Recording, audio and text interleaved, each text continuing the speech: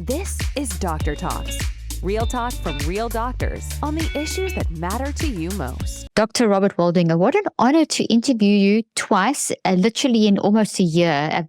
Just a year ago, I interviewed you for my podcast. It's not even a year ago, it was a few months back, and it was one of our most well-received podcasts. You have such a beautiful way of explaining what we instinctively know to be the truth, but in this busy day and age of quick fixes and busy lives, we don't apply your truths. You're phenomenal. You are phenomenal. You are an American psychiatrist, psychoanalyst, Zen priest. You're a part-time professor of psychiatry at Harvard Medical School. You direct the Harvard study of adult development and the longest running study of adult life ever conducted. I mean, I can go on and on and on with your CV, but I'm going to hand it over to you to do justice to the incredible work that you're doing. And then we're going to dive into this happiness study, the longest study ever run. That's just phenomenal. Welcome and thank you. Well, it's a pleasure to be here. Why don't I start by telling you a bit about the study? Lovely. And where my information comes from. So this is the longest study of the same human beings that's ever been done. It's followed the same people through their entire adult lives. It's called the Harvard Study of Adult Development.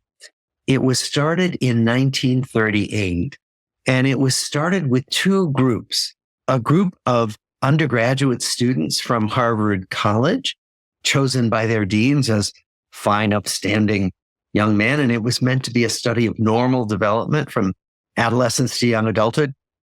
I mean, now we think, studying normal development, you wouldn't just choose white males from Harvard, but that's what they did in 1938. So 268 of them. And then also a group of boys from Boston's poorest neighborhoods, kids who were around the age of 12, 6 of them chosen because they were from some of Boston's most troubled families. And this, again, the question in both studies was, how do people thrive as they move from the teenage years into young adulthood?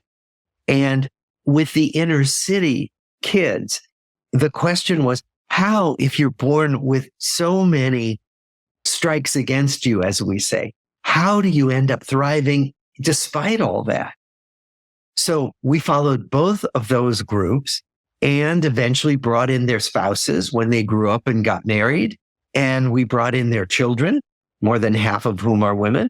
And so we have a lot of gender balance now and over 2,000 people who we have studied over 86 years. Incredible. Yeah. That's absolutely incredible. I remember you in one of your talks, because you've done some incredible talks, and I really recommend people listen to your TED Talk and your various interviews because they'll learn so much. But one of them, you said that your TED Talk that you did in just a nondescript small elementary school, suddenly it was one of the top 10 TED Talks in most listened to, or something like that, top 2 or top 10 TED Talks listened to in the ever. And I mean, that's just crazy. So tell us about that and tell us why, because this obviously is from the outcome of your research, but you obviously hit something that is really core to our humanity. Yes. And it was such a surprise. So the talk has had over 48 million views. That's unreal. Congratulations. Which is very large for a TED Talk. It's the 8th most watched talk in the history of TED. Incredible.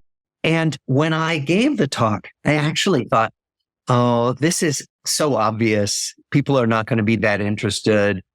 And then it went viral, I think, because the main message of the talk from our research is that people are happier, but also stay healthier and live longer when they have better connections with other people. And on the one hand, we could say, well, that's obvious. I mean, my grandmother could have told me that, right? Yeah. My clergyman could have told me that. But at the same time, this is a fact that's hidden in plain sight because most of us take relationships for granted. We don't think, gee, I need to take care of my relationships because I'll be happier and healthier if I do that. And so my naming that in a TED Talk seemed to spark recognition among a lot of people saying, oh my gosh, How am I doing? Do I have friends? Am I seeing people as much as I want to? It was that kind of assessment of my social connections and my social engagement that I think the talk prompted. So interesting. As I was re-listening to that talk and then listening to another interview of yours where you mentioned that as well, it made me immediately question whether I'm doing that in my own life. And, it got me. And, I'm a pretty social person, but I'm very close to my family and, I kind of can tick all the boxes. But I found myself thinking, hey, when did I last really have a deep connection with X person? And when did I need to set up a regular talk. And every time I see that person, I feel so great and I could do this. It stimulated a whole string of a mindstorm of the desire. And I felt excited. And so I would love you to just explain to people the 3 main findings that you found from your study. And then if you could talk about stress and how relationships are such a great way of regulating our stress. And maybe take us through an exercise. You do a really simple exercise that really helped me. Sure. Well, the findings of the study are that, first of all, as I said, good relationships keep people happier and healthier. That it's not just the number of connections we have with people, but it is really the warmth of those connections to other people, that all of us need at least one person in the world who we feel will be there for us if we're in trouble, if we need help. It's that thing we call secure attachment. We need to feel securely connected to at least one other person on the planet in order to feel okay. And the third thing is that good relationships protect our brains as well as our bodies. So what we find is that the people with warmer connections have cognitive decline later if their brains decline at all as they get older. And when they do start to decline, it happens more slowly.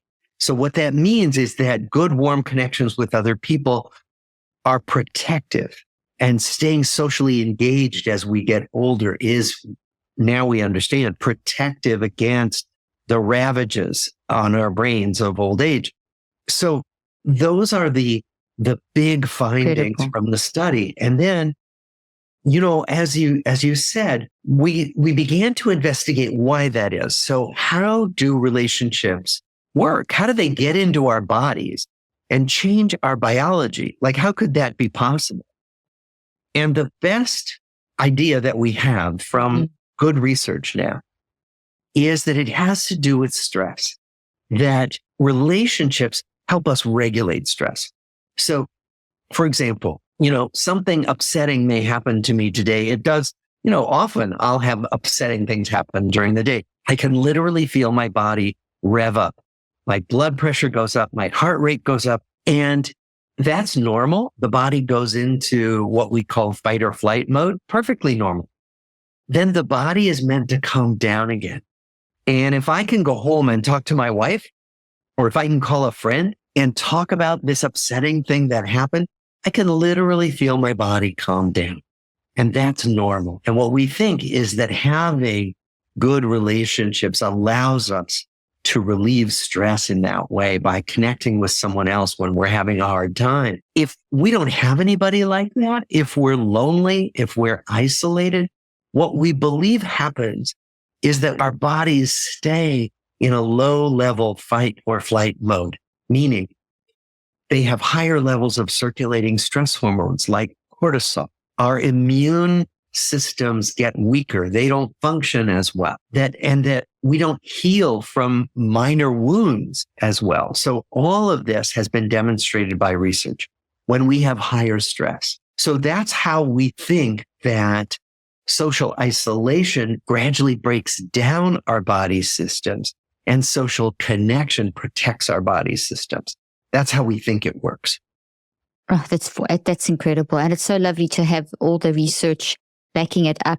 I work in the field of psychoneurobiology. We have a research team showing the impact of when you manage your mind. And one of those things is definitely forming relationships. There's a change in the brain and the body. I mean, you see it, and you feel it immediately. So the reality is there. Yes. So, just in terms, could you share maybe just like a little exercise? Because you did something that people could actually do, because I know not everyone has some people are lonely. They don't have anyone they could turn to. And maybe we could discuss that afterwards. But could you do an exercise? You did a great one in one of the talks that I listened to that was just such a simple thing, but it just made me think. Yes. Okay. The exercise comes from our finding that the people who had the best connections with other people were the people who practiced connecting with others day in and day out. That it was something we call social fitness. We meant it to be an analogy with physical fitness. Because if you think about it, we don't go and work out today and then say, good, I'm done. I don't ever have to work out again. No, physical fitness is a practice that's ongoing. And what we found was that the people who had best relationships were the people who practiced social fitness. And what that meant was they connected with other people daily, weekly, monthly. They made sure that there were people in their lives who they were always in touch with. And so the exercise I'd like to encourage people to do right now is this. Think of someone who you appreciate, who you enjoy, who you're always glad to be connected to, and that you haven't seen in a while, or you haven't been connected with in a while. So call that person to mind. Now, once you have that person in mind, take out your phone and send them send them a text or an email, whatever you usually do. Or if you want to pick up the phone, stop this video if you're watching a video and pick up the phone.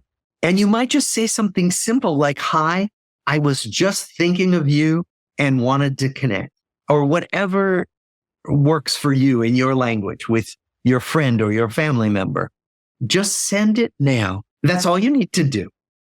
And then what I would suggest is that over the next few hours, take note of whether you get anything back. Now, sometimes you won't get anything back, but thank you. More often than not, you will get something back. Very often, people will say, oh, I'm so glad you reached out. Or, one person in this exercise wrote back saying, oh, I just had surgery and I'm so glad you reached out because I've been lonely. And, and another person said, I've wanted to see you. Let's make a date for dinner. And so what you'll find is that these small gestures, they don't have to be big. They don't have to require huge effort or lots of time. I mean, look how long it took you, Caroline, to do that. It was less than a minute, right? And I've had a response already. Yeah? I've got a response already. And that person, they're like big hearts and immediate. I mean, it's under a minute, the whole thing. And I feel great. I can feel the difference. I mean, it just didn't take much effort. And it's someone I've been thinking, oh, I must text them. I thought, do it now while we're talking. Done. Exactly. So could you build that into your day? Could you, and everybody is saying, oh, my life is so full. I have so much I have to do. I am so busy. I can't add one more thing. Well, what if you could find a way to slip it in to time you're already using in other ways? What if during your commute on the train to work, or while you're taking a walk, or while you're at the gym, you just said, okay, I'm just going to call somebody, or I'm going to text somebody each day that I'm idling on my phone. Instead of looking at social media, take a few moments to connect with someone. Build it into your day using time you would use in another way that isn't that valuable anymore. So you don't have to add something big to your day. Just find a way to slip these things in, and you will be amazed at these little hits of well-being like you just got when someone comes back to you happy to be connected. It's so simple. If you think of the time that we spend, maybe reading the news, sure, we need to know what's going on, but you could read one article in 10 minutes and then you could spend 10 minutes texting 5 people, or you could spend 1 minute texting one person, and you could take the 10 minutes and add it up and find 30 minutes in the weekend to speak to that person, or text them and talk for 10 minutes. There's just so many ways, but as you say, it's a practice. It's a social fitness. It's a physical fitness. It's a mental fitness. As you said, we all get the exercise thing. It's the same thing with the mental idea as well. I work with people helping them with their mental health. It's mental fitness. I tell them the same thing. You brush your teeth every day. You go work out in the gym. Mental fitness, social fitness as well. Go ahead. Yes. And when you mention mental fitness, this is really important because one of the things we know is that people who are more isolated, people who are more lonely, have higher levels of depression and anxiety. So one of the ways to ease a mental health problem is often to connect with other people. Absolutely. It's protective of our mental health. And I'm so glad you said that, because it's kind of logical, but when people are in that depressed state or anxious, they maybe don't want to bother someone else, or they don't feel like it. But just even texting, if you don't have the energy to talk, just to text someone and say, hey, don't feel great, whatever. Or even the other side, I mean, Robert, isn't there a research, well, I know there is, but I'm sure you've come across the research showing that when you're feeling in a bad place and you reach out to someone else and say, hey, I was thinking about you, how are you? Helping someone else can actually help yourself feel better about what you're going through. Oh, absolutely. We know that for example, when people are lonely, if they volunteer to work with people who are lonely, they feel better. Many people will start volunteering. If they feel too lonely, they'll volunteer to read to preschoolers, or they'll volunteer to visit older people in a retirement community, or, they'll do one of those things where they'll visit, take care of, be of help to people who want their help. And it makes you feel so good. It makes you feel like you belong. It makes you feel like you're useful. And that goes a long way to easing loneliness and depression. And there's research backing up what you've just said. There's actual scientific research showing that when you're in that bad place and you reach out and help someone else, your own healing will improve by, I think it's honestly, I don't want to quote the figure, but it's somewhere it's a very high percentage, above 60%, kind of boost to you managing your own healing. Absolutely. So it's a reality. I used to give my patients when I was still practicing, and I encourage people to do this now through the work that I do. I would also say to them, literally on the prescription pad, I would say things like, go and visit a friend, or go and volunteer, and I would give them this in this area. These are the things you could do. And that's how you can also build a community. Can you talk a little bit about, because one of your second findings is the quality of relationships. So it's not the number, because now I don't want people to start thinking, oh my goodness, I must have 50 new friends this week. That's not what Bob is saying, that Dr. Waldinger is saying. Could you talk about quality relationships? Yes. And that is really important, what you said, because you could imagine from what we're talking about that you need to be an extrovert and you need to be a party animal. Not at all. We're all on a spectrum somewhere between introverts and extroverts, and all of it's healthy. All of it's good. Right. Introverts just need fewer people in their lives. So you may only need a few people, but what everybody needs are what we're calling quality or good relationships. So what that means is relationships where you feel like you can both ask for help and receive help and give help, where relationships are mutual, where you are mutually helpful, beneficial, supportive to each other, and relationships where you really take an interest in the other person and want them to take an interest in you. It's a relationship that's not all one way, where one person does all the talking and the other does all the listening, or one person does all the helping and the other person does all the receiving. What we really look for in good, stable relationships is mutuality. And the other aspect that's important is what we think of as authenticity. Can you be yourself in this relationship? Or do you have to pretend? Do you have to close off really important aspects of who you are? Those are relationships that are much harder to maintain. They're more stressful if you can't be yourself. So you want to seek out those people with whom you feel more comfortable just being who you are and being appreciated for who you are. And in exchange, you appreciate the other person for who they are. You're not trying to change them. You're not trying to make them into a different person. That never works. But you just appreciate each other. It's that reciprocity that's so authentic and that's so important. So this is wonderful. I mean, it's as you say, it hits you in the gut, and we all need these reminders, because this is what we instinctively know is at the core of our humanity. We need these deep, meaningful relationships that are authentic. Question: I know that these people, and I'm so glad you mentioned the spectrum, by the way, that the fact that some of us are totally introvert, maybe one or two, and some of us are totally extrovert and somewhere on the scale. So that was wonderful. I'm glad you mentioned that. What about if people do have friendships where it is one-sided, where you tend to have to control what you say because they're going to get worked up if you can't share your belief system, they can't accept you for who you are, or they're just pretty toxic, they're just always wanting to download on you and talk about their own stuff. What would you recommend? Because that's a question we get a lot on this podcast. What would you recommend in those situations? Well, I'd recommend a couple of things. One is seeing if the relationship can shift. Seeing if you can ask the person if you can talk more about yourself and see if the other person is interested. If you could even name it, could say, sometimes I feel like we only talk about you, and I'd like to be able to share more about what's going on in my life, and see if that works, or see if the other person always has to turn it back to themselves. If you can't shift the relationship, then you may want to spend less time with that person and spend more time with the people with whom it is more mutual. There is more give and take, because some people just can't be very mutual in relationships.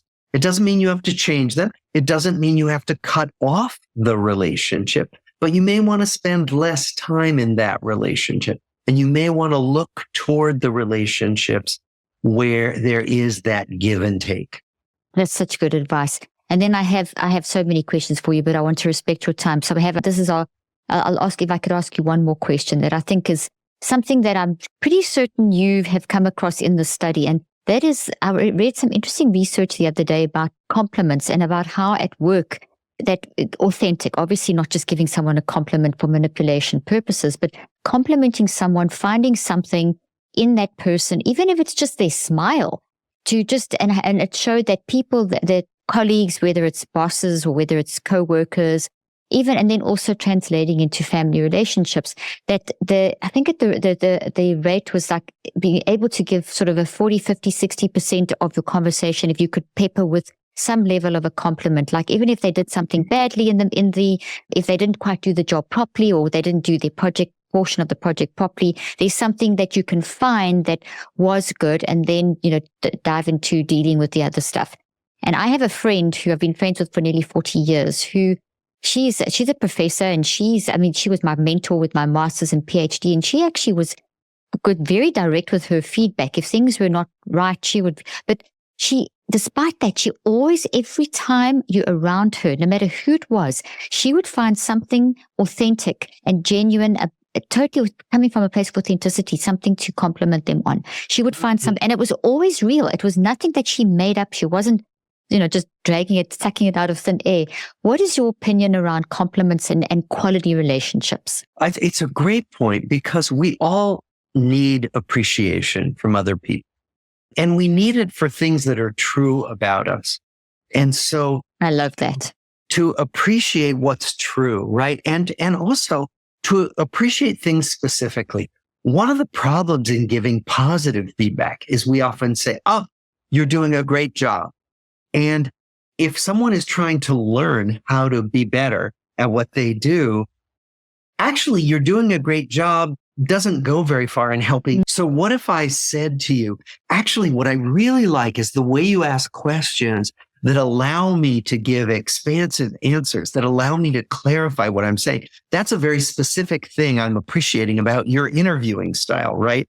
As opposed to just, you're a great interviewer, I like you, right? And so, right. So I think that what we want to do is appreciate each other, and appreciate in ways that are specific enough that the other person can say, first of all, oh yeah, I do that well, and can learn how to do more of a specific thing that's going well. I love that answer. That's being specific, because then the person feels like you've tuned into them. Like I felt like you tuned into me. I feel heard. You feel heard. And then people are much more likely to say, oh, that's amazing. I did that well. What can I do? Is there something else I could do better? There's an immediate trust and bond and a chance for growth and in all different ways. So that is such a great answer. Thank you. I tell you, you're wonderful to talk to, and you have such great insight. And I know there's so many more pearls of wisdom that you could share with us. So I know I'll be hopefully having you back on my podcast where we'll dive a little deeper, and I'm going to ask you lots of specific questions because I have so many. But thank you for your wisdom and your work and the way that you come across with such kindness and compassion. Everything about you oozes that kindness and compassion. So it's so easy to listen to you. It's genuine and authentic. Exactly what you teach, you practice, so thank you for that. It's easy to talk to you. It's a pleasure. Thank you so much. I really appreciate what you're saying. That means a lot to me. Where can people learn more about the study? You have written some incredible books that I love your books. They've helped me so much. Can you tell people where they can get hold of your books? What's the best way to learn from you? Well, the best way probably is just to go to my website. It's robertwaldinger.com. Robert Waldinger, all one word, .com. And the book is called The Good Life. There's a link to it on my website, but you can find it, wherever books are sold, as they say. It's very much in print. It's been a bestseller. And I have Dharma talks. If anyone wants to hear about me teaching meditation and Zen, there are links to some of those Dharma talks through the website. So there are a variety of ways that the things I have to teach are available. But probably the best place to go is to my website, and you can find links there. Fantastic. That's perfect. We'll put all those links in the show notes. And thank you once again for your time. And I'm really looking forward to our next conversation. Me too. Thank you. Thank you. Thank you for tuning in to Dr. Talks. We hope today's episode has enlightened and inspired you on your path to optimal health. Each day is a new opportunity to make choices that empower your well-being. For more insights and strategies, subscribe to our podcast and visit our website, www.drtalks.com. Stay connected, stay healthy, and join us next time on Dr. Talks. Real talks from real doctors on the issues that matter to you most.